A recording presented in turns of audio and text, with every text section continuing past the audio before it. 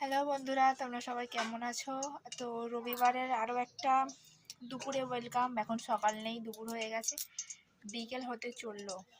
না বিকেল হতে যায়নি, এখন 1:40 বাজে। আর আমি রান্না বসিয়েছি, এই যে রান্না হবে। আজকে বাজারে গিয়েই পুরো বেলা কেটে গেল।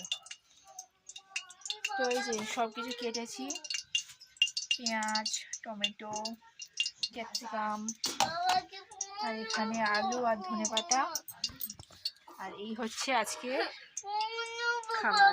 তো কারা কারা এটা খাও অবশ্যই জানিও। এটা হচ্ছে, তো আমাদের এমনি মাংসর থেকে এই চাট বলো আর যাই বলো খেতে খুবই ভালো লাগে এগুলো, গিলে মেটে এগুলো। তো চলো রান্নাটা করে নিই, দেখতে থাকো। তো রান্না ভাত এইমাত্র সবে ভাতটা হতে ফ্যানটাকে ঝাড়াতে দিয়েছি। আর এদিকে এখনো সবে দিলাম আর কি, কোষটা হবে এবারে অনেকটা সময়। আর প্রচণ্ড জোরে খিদে পেয়েছে আজকে আমার, প্রচণ্ড জোরে। আজকের বাজারে এত ভিড় হয়েছে, অ্যাকচুয়ালি বাজারে বলতে যে মাংস দোকানে গিয়েছিলাম, আমি ওনার যে লোকগুলো থাকে আর কি, সেই লোকগুলো আজকে আসেনি, উনি একাই সব কিছু সামলাচ্ছিল। তো তার জন্য এত পরিমাণ ভিড়, মানে ধারণার বাইরে। তো 9:45টার সময় গেছিলাম, 9:45 থেকে পুরো বাড়ি এসেছি 12:15। সেখানে এক টানা বসে আছি, এত জোরে খিদে লাগছে। শেষ পর্যন্ত 5 টাকার একটা বিস্কুট খেলাম, হ্যাভি বিস্কুট খেলাম। খেয়ে তবু আর 5 টাকার বিস্কুট কি আর পেট ভরে? বাড়িতে এসে আবার মুড়ি খেলাম, খেয়ে জোগাড়পাতি করলাম, করে বসালাম পুরো, মানে বসিয়েছি পুরো 1:45। তো আজকে আর উনুন জ্বালিনি, না হলে আমি উনুনে করি, আজকে গ্যাসে করছি। দেরি হয়ে গেছে, ভাত বসিয়ে দিয়ে তারপরে আনাজপত্র কাটলাম কেটে।